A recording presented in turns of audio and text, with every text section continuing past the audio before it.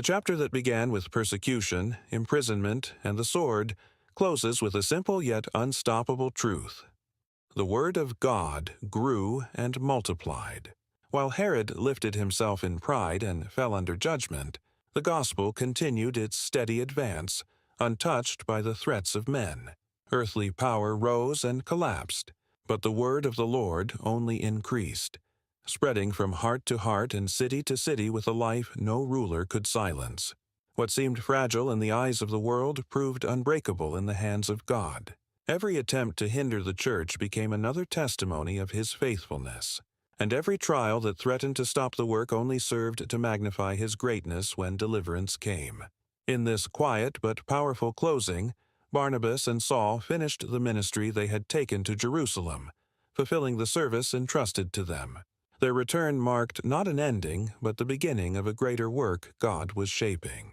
They brought with them John, whose surname was Mark, a young man who would later write one of the four Gospels and play a meaningful role in the early church. Even here, in this brief mention, we see God weaving together lives, callings, and future missions in ways no one present could fully understand. While kings set themselves against the church, heaven was preparing messengers who would carry the word further than any threat could reach. The contrast is striking. Herod's voice disappeared into judgment, but the word of God multiplied. The king who boasted is silent in death, but the servants who obeyed quietly continued the work that would echo through generations. God's purpose does not rise or fall with the approval of men. It advances because he sustains it.